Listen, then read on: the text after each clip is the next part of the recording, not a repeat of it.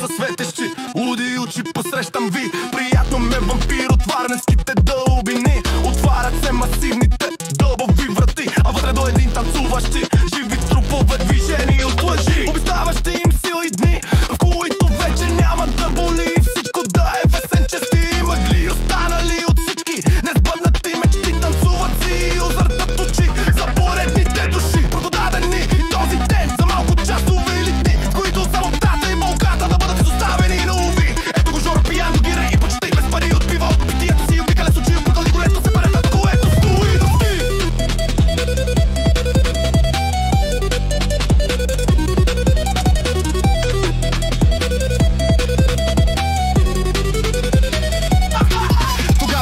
Меланите е малка неопитна и жадова за приключения в света на мръсните игри. Мускулести бакоци с черни коли, а няма и 80 дори. Той поглъща течността, той вече не седи през топата, върви проправяйки път към къдревите и коси.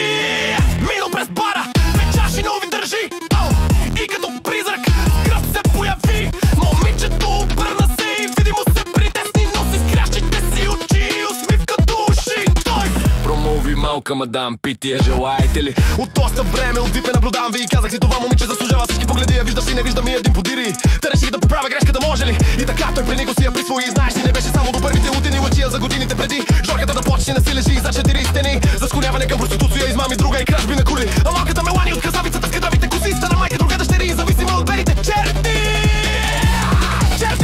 Имаха игри и пари и други материални придобивки, ама всякакви. Но става така, че без родители и приятели истински, а не за пари. Накрая съзнаха, че нямали са нищо и са се превърнали в празнини, в които живеят страх, завист и лъжи. И не минаха още година, 2, 3 и всички изгубени мигове за техните още поизгубени души за сметката се върнаха при собствениците си, до край потънали с нощ на своите гърди.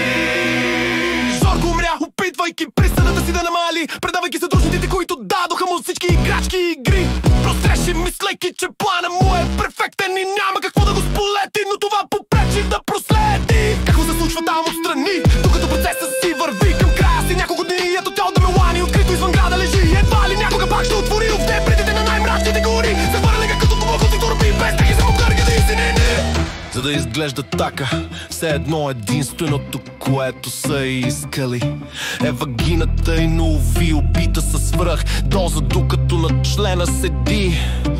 Защото говори от страх против онзи, за когото цялята да вкарва си мълчи. И така, вовеки белязани от чужди избори, остават нейните малолетни дъщери. Са съдби обречени да не могат друго от това, да са сами, без близки, без родители, заставени. Те избират мечтите си за свои пътеводители. Опос този обагрен под разтиращите си методи, този подреден до пълно първане свят. Две велики истории роди от домовете за деца без родители, през набори зли от мъстите уни. Ситуации страховити и притеснителни, двете сестри до края сами отрили на една истина и направили така, че на всеки разбираш ги живота да се промени към мрави гестини от алограма, апи, молинки, клиши. Става го бъде да къде антиши, от течерна, те да ги разорва.